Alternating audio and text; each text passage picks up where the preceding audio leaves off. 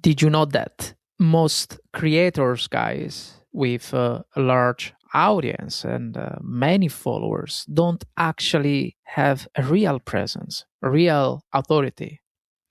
The reason is that behind the scenes, with thousands of followers, millions of likes, if you don't target the right audience, it is like having not at all. So how can we avoid this mistake? We don't know that yet, but that's what we are going to talk about today. Hi guys, my name is Fabio from Journey to Success and welcome. When I started my journey, I didn't know what to do. I thought I knew it, but I didn't know. Once I figured that out, I realized that I didn't know how to build a following of interesting people. And after that, I learned I didn't know how to create an email list. And when I finally figured that out, I still didn't know how to monetize my efforts. I'm still struggling because I'm learning how to position better myself to achieve a stable monetization. And meanwhile, I realized that many other people might be facing the same challenges as I am. Online, guys, it seems everyone is eager to promote their products in a easygoing way, in an easygoing way, like making money fast, learning to play piano, becoming a chef in just one day. I don't know, but the truth is, it's not that simple. You need to build trust first, trust with the right audience. So let's talk about it. But before we move forward, as always, please subscribe so I know this is the right direction to lead you guys, to drive you and to guide you towards your journey to success. And let's get started as always. So, first of all, the reason growing an audience feels so hard, it may be because of competition, some people would say. There is no doubt about it. Certain audiences grow more slowly because of high demand and high competition. Okay, so when the market you choose is full of people, growth becomes challenging, guys. At the same time, if there is high demand and less competition, that works in your favor. But do really have to choose our target audience based solely on what is convenient for us?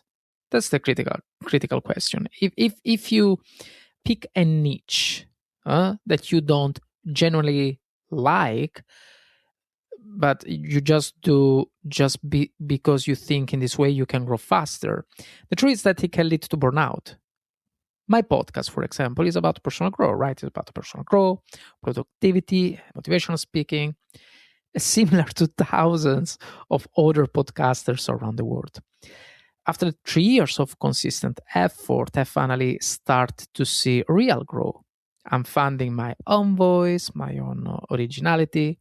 So while demand and competition are high, even in my case, and are important factors, okay, the real challenge is not about that. It's not about, be in a more or less environment. The real challenge lies in believing in what you do.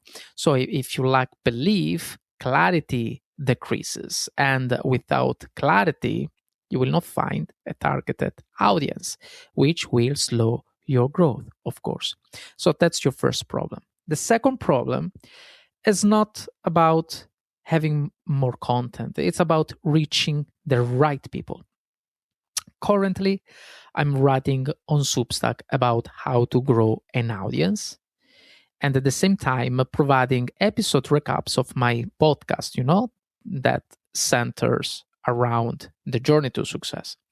So my core focus is still personal growth, but I also write, about how to grow an audience, and that is also my course, the course that I'm selling these days. However, I cannot expect a high open rate for audience growth unless I better position myself with this intention in mind.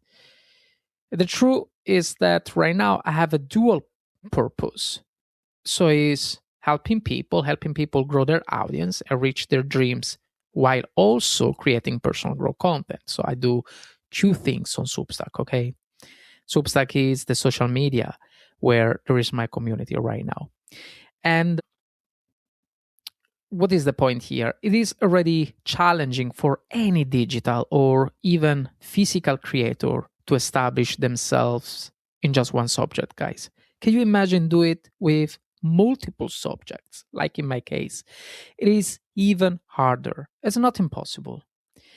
And it is not impossible for your follower to be seen as a leader in two categories if you implement strong positioning, okay? It's not impossible, but it's not easy. So be focused on one topic and stick with it, at least initially. If you ever want to expand, do it, of course, but with awareness. For example, Tony Robbins, also Tony Robbins focus on personal growth, yet also sells vitamin D on his website. So you can do the same, but approach it with awareness because it is not simple, at least in the beginning. It's wise to stick to one type of audience, okay? Number 3, understand their pain and desires. This problem centers on understanding your audience pain and desires, guys. I relate to the struggles of growing an audience because I've been in this journey for over a decade. So my desire is to help others achieve this goal faster than I did, okay? On the other hand, in my personal growth journey, I've learned from my experiences and mistakes over the years. So my goal in this case is to alleviate the pain for those aiming for success, making their path faster. Now, the point is, in this case, consider your own situation. What are your pains and desires, guys? You need to answer to this question in a way that you can connect better with your ideal community, okay? Then we have number 4. Once you finally connect with your community, it means you are truly speaking their language. I've mentioned this before. I mentioned so many times. I use grammarly.com. Grammarly helps me to write my scripts. I'm not doing free speaking podcasting.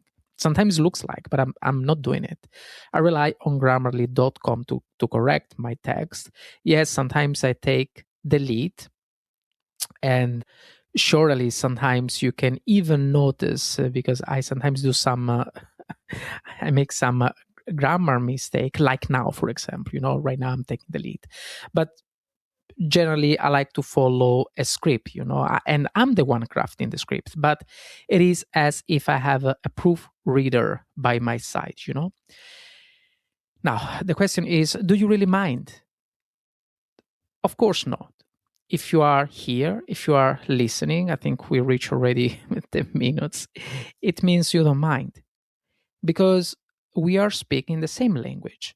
And I'm not just referring to English. We are currently communicating in our language regarding what we are aligned on, okay? I understand you and you understand me. And that's the reason we are here, okay? Number 5, create content they actually need. So once you resonate with your audience problem, guys, and learn how to communicate, it is time to persist in creating the right content, okay? It won't be perfect, and you will likely make so many mistakes along the way, but that's okay. Think of it like a friendship. So your audience will accept you despite any errors, and they will be happy for your improvements without expectations, as long as you continue to speak their language, of course. Okay, their way to communicate the topics. Number 6, consistency builds trust. One of the significant mistakes I made, and still partially make, guys, is thinking that the more I show up in my streams, in my lives and articles, the more directly I will monetize my efforts. So I used to believe that one live stream equal one at least one person who will like my product and buy it.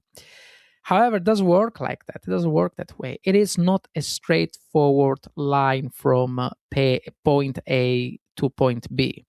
It's more like planting seeds, guys. So you don't see them grow immediately. You show up one day and nothing happens. You show up again and still nothing.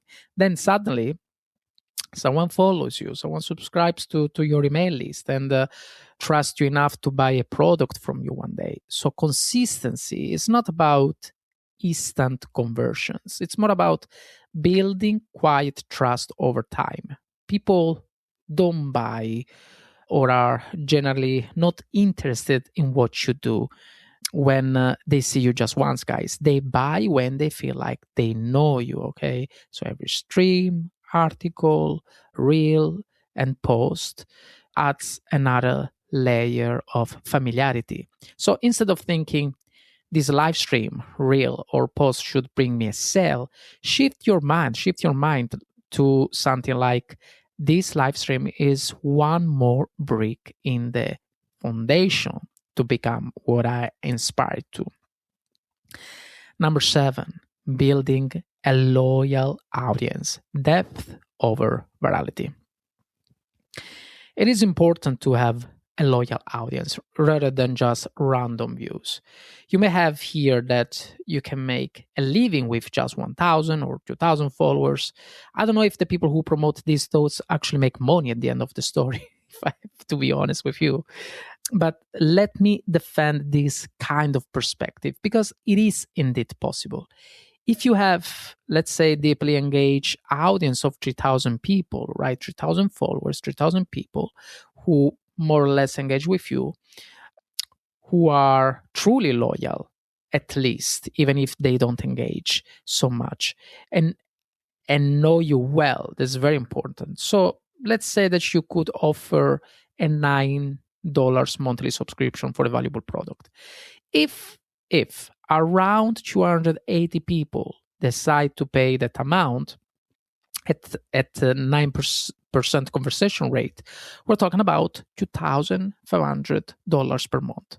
So you can literally achieve financial freedom with this amount in at least 70% of the world. Okay, so you can just live it within inside in this 70% of the world, and you can live with it. You can live with $2,500. Okay, reaching this conversation rate is challenging, guys, but it is not impossible.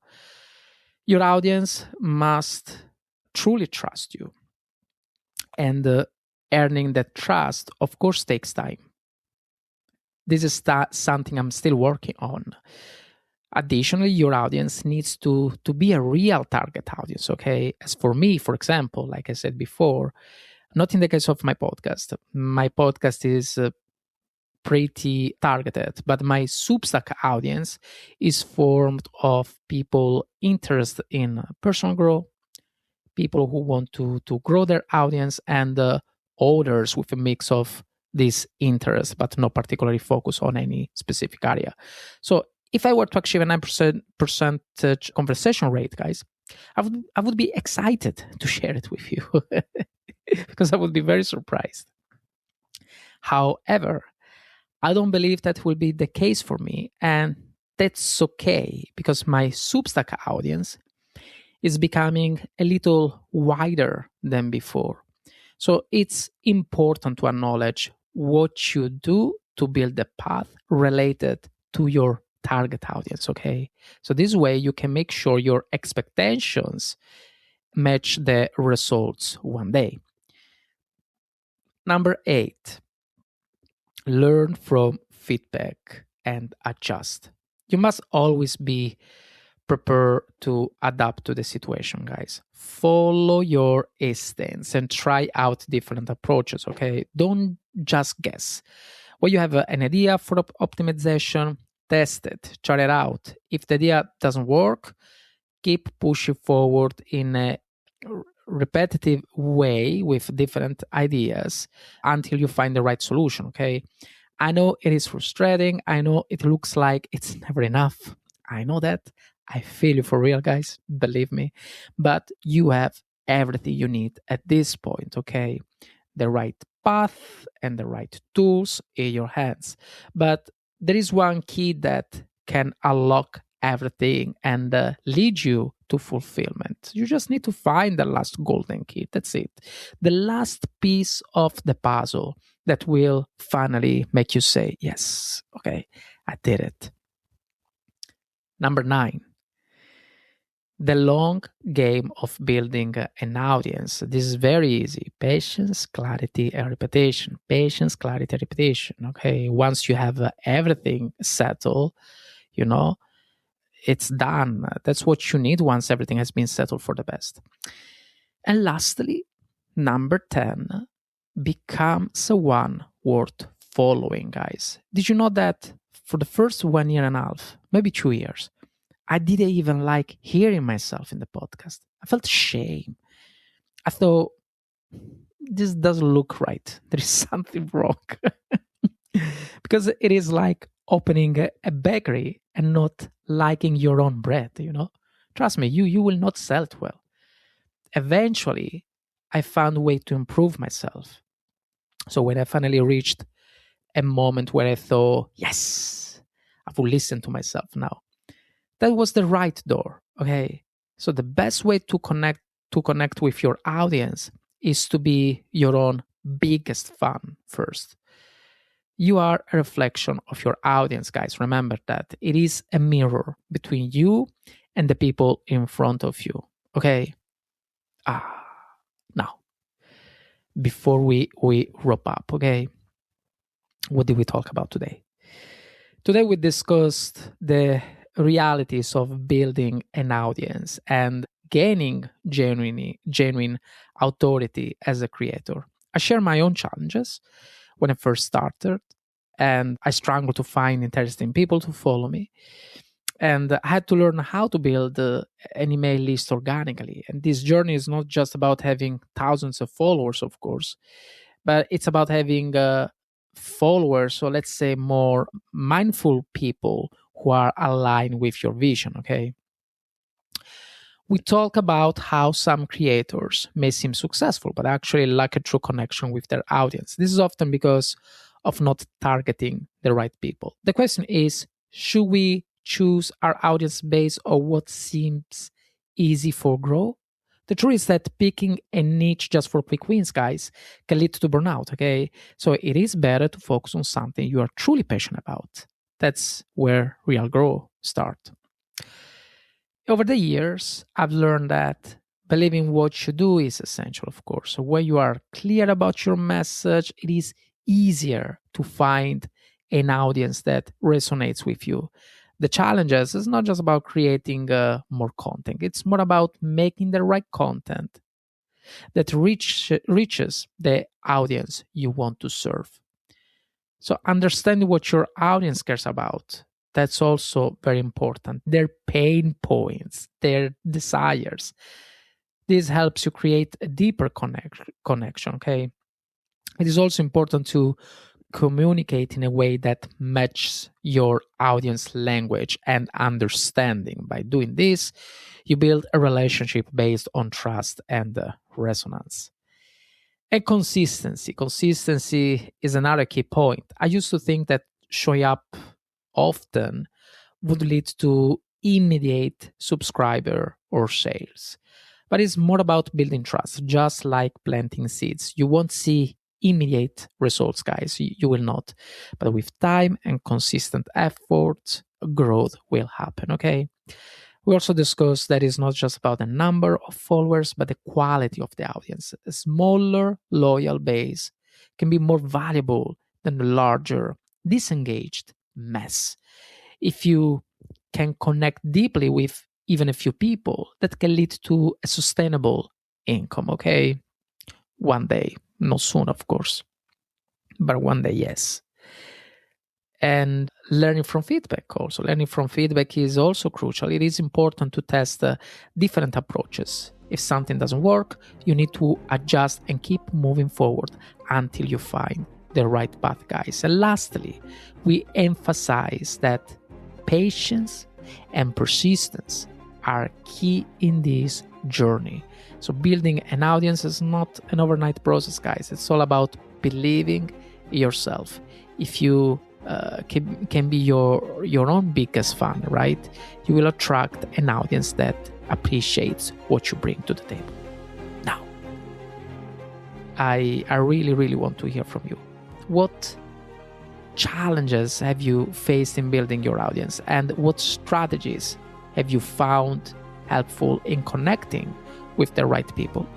Send me a message, connect with me on Substack, and just write me. I generally want to know your journey.